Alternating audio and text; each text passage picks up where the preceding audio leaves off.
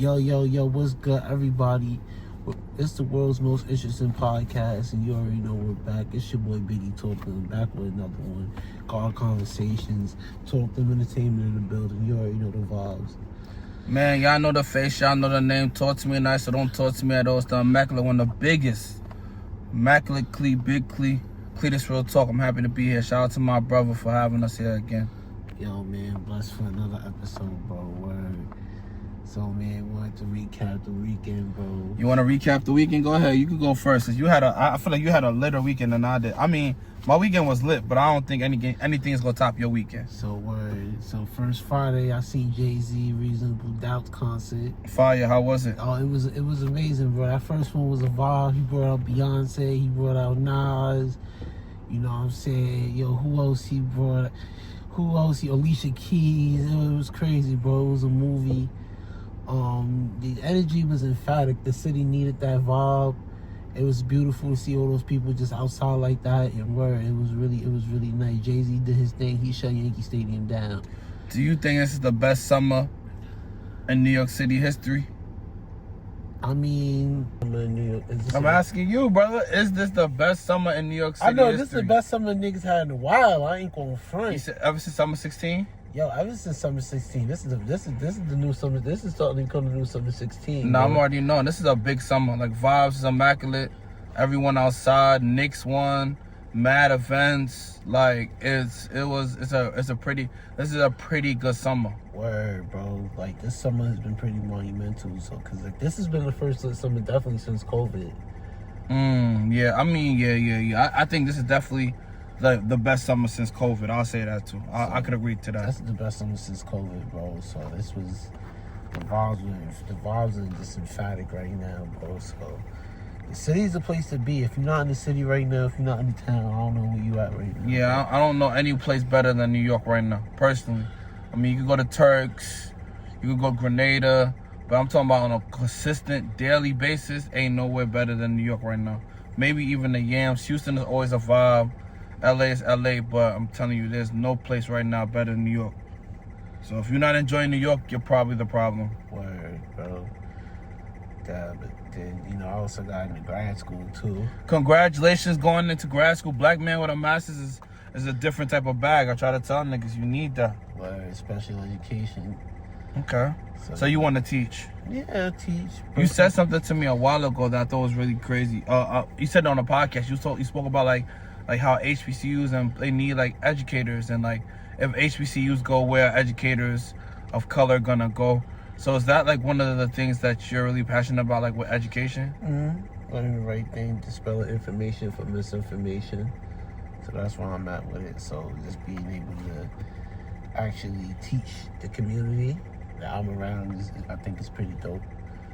So that's the good thing. I'm getting paid because that's a career. That's something I can do that I know that's invested in my future. So just being able to invest in my future is just woo. That heat wave coming soon. You heard? I know. Whenever you do this, I know you're gonna do this. Whenever you start getting the rag out, it's time to do this. Whenever you get the rag out, it's time to do this. Yeah, right. Oh yeah, I gotta catch that breeze. Yo, New Yorkers, make sure y'all drinking that water. That heat wave is coming soon. That heat wave is soon approaching. So when the heat wave supposed to come? Like tomorrow. Tomorrow, this week, something like that. Probably about posting this video. It might hit 100. Yeah, it might be the heat wave. Hopefully, woo. But nah. Yeah, I ain't gonna lie. My weekend was interesting. So Friday, I was chilling. I was in the house. I was reading books, relaxing. Saturday was my homegirl Mabelle's birthday, and I'm not gonna lie. I gotta say it. Her whole family just full of women, and they all bad, bro. What? The whole family bad, bro. Like, it was crazy. The sisters, beautiful. The cousins, beautiful. The second cousins, beautiful. The friends, beautiful. Like, I was just like, bro, I don't even know how to operate in this type of environment. Like, luckily, I'm a very calm guy, so it's not like I get overly, aroused by like a bunch of beautiful women. But I was like, bro, like, if there were like 6 Cletuses, bro, all 6 of the Cletuses would have had a happy night, bro. Wow. Because there was so many beautiful women. And my homegirl looked very nice. She had a good birthday. The vibes were immaculate. The energy was there. The DJs did what the DJs are supposed to do. Open bar for 3 hours, 4 hours. Damn, they did. Damn, it was an open bar too. Yeah, bro. It was lit. I had such a good time. It wasn't as many people, I think, as maybe she even thought was going to come. But I think that the people that did come had a great time. And I think that's all that matters now. Like, before I used to be like, yo, numbers matter. Now I'm like, bro, the quality of the people matter more than how many people there. Because I've been to so many events where there's a lot of people and that should be trash. Word. So that was Saturday. I'm not going to talk too much on Sunday. Sunday was a lot. I'm not going to even give it that much attention, even though I definitely think there's some lessons in it. So I'll just say the lessons. I think that a lot of women think that because they're decent in their city, that they're bad everywhere else, and that's just not the case. So that's number one. Number two, I don't think a lot of women understand that baddie behavior or bad behavior, point blank period, is going to be rewarded with good things. Like, if you act badly, you're going to get rewarded with things that are worse. So don't act badly thinking that because you're semi-attractive that good things are going to come your way, because only things that's going to happen is going to be bad things. Because your behavior is bad, the only thing that's going to reciprocate that is bad behavior back. And I would also say, like, women really be looking for niggas to trick on them, and it's like, yo, that's why you're single. Like, yeah, a dude will spend money to fuck you, but that's all it's going to be. Or if you get a husband, he's never going to respect you because he knew what he had to pay to get you. So he knows that all he has to do is to pay to keep you. So he'll never respect you. So, yeah, I think for me, what I learned is, like, I'm tired of, like, badly built baddies with bad behavior. And I'm tired of, like, baddies who bring friends around to try to get niggas to spend money on them, and they don't even got the money to spend on themselves. So it's just like, stop being a baddie that's broke with bad behavior. That's all I really have to say about that situation. That was a hell of a night, man. Man, I had a good time, though. I was outside. I met a lot of great people. See, for me, I'm a simple guy. Like, I have my own reasons for why I do things. So, like, if you don't, and that's another thing, if you're a woman that don't know how to listen, just stay in the house. Especially with me. Yeah, like, I don't deal with women who don't like to listen. Like, that's just, like, I don't negotiate with that. If I tell you this is what we're doing and you want to have a whole combative conversation about it, you can just stay home and we can just enjoy it. We can just end the night there. So if you're one of the women that like to try to combat everything, like I said, I'm not the type of man that's not going to listen to your perspective. But if everything is an argument, then there's no point in us even having a conversation, because you're not listening to learn. You're listening just to be right. And at that point, it's not worth it. Who's to blame for the epidemic? You said who's to blame for that epidemic? Women with no dads, I guess. I don't know. Women who's raised by women that don't know what good men look like. People that don't know what respect matters and think that because they deal with a certain type of man in a certain type of space that carries over everywhere they go. Women that have been told they're pretty their whole life, and then they meet other women that are prettier and they don't know how to act. I don't know. It's crazy out here, bro. And it's a lot going on in the city, I'll tell you that. But for the most part, shout out to my New York City joints. The shorties from New York, they always keep it cool. Like, that's what I've seen. I don't ever have really any problems with women who are from the city. It's always like these transplant girls who think they're bad and come to New York and get humbled real quick when they're not the baddest woman in the room. Sheesh. You think a transplant woman, what's the difference between a transplant woman and a homegrown New York? A lot of these transplant women, they're not from New York, so they don't have the swag or the understanding of what it is to move like a New Yorker. They don't understand time, pace, urgency. They don't understand that. So they come here thinking that they're just a girl that's just gonna do I'm just a girl things, not knowing, like, we're in New York. Like, this is not just an I'm just a girl place. Like, you gotta still move a certain type of way. So they come here thinking that I'm just a girl behavior is gonna get them where they want to get to, and it just doesn't work. Explain I'm just a girl behavior. I'm just a girl behavior to me is like women that don't have no common sense because they lean on being pretty, attractive, and well-dressed versus character. Like, their character is lacking, so they use their attractiveness and their finesse to get them the things that they want. But that's not enough. New York is a place that I feel like you low-key need to have decent character. Like, you don't have to be a great person, but you have to be semi-considerate. You have to have decent character. Like, shorties from Jersey, they come to New York and they're like, oh, I'm from Jersey. It's the same thing. Like, nah, you was from the suburbs, like, in Jersey. Like, you was in the outskirts, in the middle of nowhere in Jersey. Like, you was raised not around a lot of people. Like, you knew everybody from, like, junior high school to college. Like, you didn't, you know what I'm saying? Like, you're not a New Yorker. Like, don't think that you're a New Yorker because you've been in New York a couple times to party. Party, man. We say a lot of these things. I think we say a lot of these things in our first couple episodes, bro. I think we said a lot of these things, bro. And we just go outside and just be happening. Yeah, I had a good time though. I was still outside. I was able to network with certain people, build relationships with certain people. That's not a loss to me. I just said, like, the person that came with me, that's her and her friend's behavior was just so intolerable. Like, it just was like, damn, like this the way we met and the way we met and where we met just made it like, damn, like, if this is how the women from that environment are like, I don't even want to be around those type of people.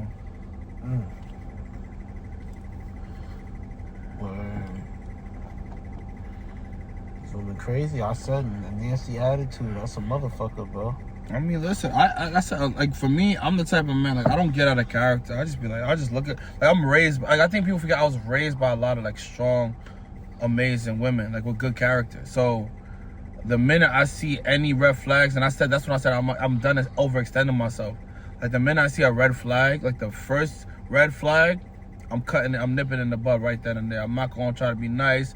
I'm not giving nobody the benefit of the doubt. None of that. The minute I see someone who's, like, not considerate, rude, disrespectful, or any of those things, combative, argumentative, I see any of those characteristics, I'm already exiting from that situation. Yeah, that's how I'm moving. So, do you got topics for today, my brother? Yeah. All right, what's the first topic, King? First topic of the day, bro, is how long does change take? Like, to see change. Like, when you say you want to change your life and make a change in your life, how long do you think that it takes to see manifest? Because I'm starting to see the change I want in my life starting to manifest. How long do you think that takes? I think that depends on the person. Some people will make a decision to change and they'll change right then and there, or make the steps to change. I think change is a process. I think it all depends on how consistent and persistent you are and intentional you are with the process to change.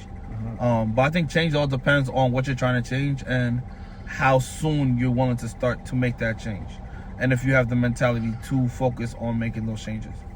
Right. So I don't think there's a time deadline on it. Right, because I know it took me a couple years. It took me about damn near. I graduated school damn near 3 years ago, bro. And I'm just now going back to school, bro. I mean, I don't look at school and, like, when you go back to school as, like, an indication of success anymore.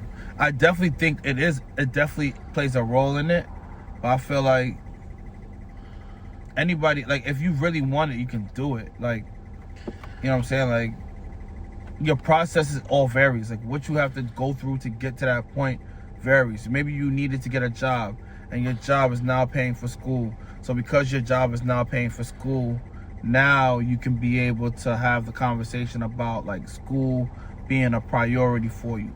But prior to that, you had to just work to get money and had a bunch of odd jobs. You know what I'm saying? So, like, you know, certain things I think people over index as a success indicator, and I don't think that's the truth. Like, yeah, this is a good step in the right direction, but, like, you know, there's a lot of people with master's degrees that don't have no job. And that's some scary shit. That's why I ain't want to go. That's why I ain't want to get my master's for a long time, bro. That's why I was so against it. I mean, but I do understand, like I said, you have a better chance of getting a job with a master's than you don't without a master's. So it really, like I said, everything in life that you go through is just preparing you for the next level of your life. Everything that you get, all the accolades, all the degrees, you know, all the better habits, that is just going to prepare you for the next level. So the way that you use it is more important than what you have. It's like there's people that could have a spoon and defeat an army because they know how deadly a spoon could be, versus a nigga with a gun and don't got no arms. You know what I'm saying? So it's like, it's all about how you use what you got. So just look at your degree or getting this degree as another gun, and hopefully you got arms enough to use it to defend yourself and position yourself. That's a fact, bro. That's a fact. Got any topics for me? I think a topic I would have for you, or I do have for you, is when do you get to the point where you are comfortable with yourself? Like, would you say, like, right now in the current position that you're comfortable and happy with who you are? Yeah, I'm just now starting to get comfortable with myself, though. What did it take for you to get to this point? It took me seeing my potential career paths, getting in a certain flow, doing things I said I was going to do. So, like, I'm happy with what I'm doing right now. So, I'm saying I'm comfortable with myself now. I'll be honest, I feel like this is the first year, like the whole year, that I can honestly say I've been, like, comfortable and confident in myself again. Like, cause, like, you gotta think for the last, so, like, from 2021 to 2024, I was in a very weird space. Like, I was in between therapy. I was like, you know, I was at my job. I didn't know if I was gonna stay on my job long term. I wasn't really happy. Not because my job wasn't good, but I had to build it. I had to build the joy in my career. So all of these different things made me have to get back to myself. Like, I felt like I was making money, but I didn't have community around to help me really enjoy the money. Like, yeah, I could solo travel and stuff like that, but I felt like I was very lonely, because we spoke about loneliness epidemic a couple episodes ago. I felt I was very lonely, and I had everything I'm looking for. So now I'm in a space where I have people who are really much invested in my development, people that are helping me get to the next level, people I could call and they talking about the things I really care about. You know, I could travel. I got people that want to travel with me. I got people who want to empower me. I just got people that wish me well, and I feel like now, like, I got support from my job, and then, like, you, I just got into school too. So congratulations on you getting into a master's. I just got into my doctorate. Congrats! You know that? Baruch, right? Yeah, I'm going to Baruch for my doctorate. I'm part of the inaugural class of the Higher Education Administration program, so I'm excited about that. So yeah, you know, I'm just excited, bro. I'm just in a place where it's like everything is clicking. Like, I support my mom, support my family, and I'm building relationships internationally, and I think that's all it's all about for me. That's good, bro.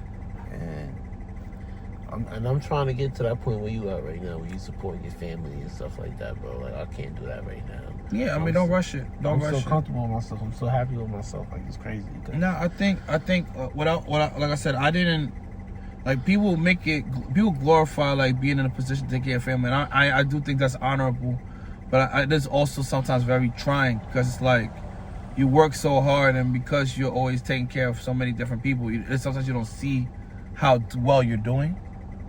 But, you know, either or, like, sometimes, like, the best things in life isn't monetarily, like seeing my mom smile and my mom aging backwards because she doesn't have to stress out about certain things. That makes me happy. You know, seeing my sister happy and seeing my sister in a good position and making sure that she's taken care of, that makes me happy. And knowing the fact that, like, in 2 weeks, granted, like, you know, a job is, some people call it the golden handcuffs, but knowing in 2 weeks I'll have some money coming in to help offset certain things, you know, makes me happy. And then that's not including, like, I got businesses and I got a bunch of other stuff that's already working for me to position me to be successful down the road. Because, like, I ain't gonna lie, I invest in the market and I do invest in stocks, but the stock market just went up and it's probably gonna go down this month or next month. And, you know, I try to get in other ways. Like, any way I could get to the bag, I'm doing that. So, and I'm learning so much along the way, and I'm becoming a person that needs to be successful. And like I told my homegirl Natasha, shout out to Natasha, it's not about, like, getting lucky and getting rich. You won't be able to keep it. It's about becoming the person you need to become so that you can be rich and maintain the wealth and keep it and build on it. So a lot of these millionaires aren't millionaires just because of luck. Yes, there's a little luck that plays a role in it, but the reason why they're millionaires is because they took the process seriously and became who they needed to become to be millionaires. You ever heard of this thing on Twitter called "How to Get Rich Without Getting Lucky"? No, I haven't. It's like this thing. It's basically like what you're talking about, and it's about basically you get rich without like how to get rich without luck, and it's about leveraging like your skill set, finding that one thing you're good at, and being good at that one thing that everybody in the world, isn't good at, but you're good at. You feel me? Like that one talent, that X factor. Yeah, I just watched that. Definitely send it to me. I'll definitely love to read that. I was watching the Mel Robbins podcast yesterday with I think his name is Scott Gogden. I want to make sure I don't want to say his name wrong, but he wrote a book about strategy, and he's like a marketing expert, and he wrote like 20 best-selling books. Like, he's dope, and he spoke about like just being so proficient at one thing that you become so great at it that you become successful. And he also spoke about like not doing so many things that don't have the same payoff. So like kind of understanding like, all right, like certain things are worth doing because it helps people and it serves people, and it also has an ultimate payoff that's the biggest payoff with the most upside, versus just doing anything just to do it and it doesn't have no real investment payoff or upside. So it's basically like who you want to serve and how far you can take it. It's basically what I got from that episode, and it was a great read. I'm just like I said, I'm excited for the next season of my life, and I just know that I just gotta keep working, because I definitely am making strides to help people get to the next level, whether through my job or just investing in different people. And I'm excited about what the next season looks like. I'm just like staying focused, staying hungry, and staying humble. I think this upcoming season for me, I could say the same thing. Like you said, just be humble, and I'm just blessed and I'm honored to just be able to do what I do. And I see the bag coming. And I like the fact that I've been grinding out these last couple of months, and I'm starting to see results. So let's keep it up. What does a lot of money look like to you? A lot of money, just enough money. Yeah, just enough money where I know all my bills and stuff is paid. Okay. I could live and not just survive. So that's a lot of money for me. That's what success look like to you. Yeah. I ain't gonna lie, I'm trying to be a multi-millionaire king, billionaire status. I'm trying to get there. That's what I'm saying. Multi-millionaire, billionaire. I'm trying to get there. I'm trying to have just so much streams and income coming in that I'm just gonna be compounding. Like, that's what I'm working towards right now, just compounding. Like, all right, we buying this, okay, cool. Because we bought this is gonna yield to this. Then we flip that to make this, and we flip that. I'm just trying to compound, boy. Because by the time I'm 50, 60, I don't even wanna, if I choose to work, it's because I like what I do versus I have to work. Because having a job ain't enough. Like, that's just one stream.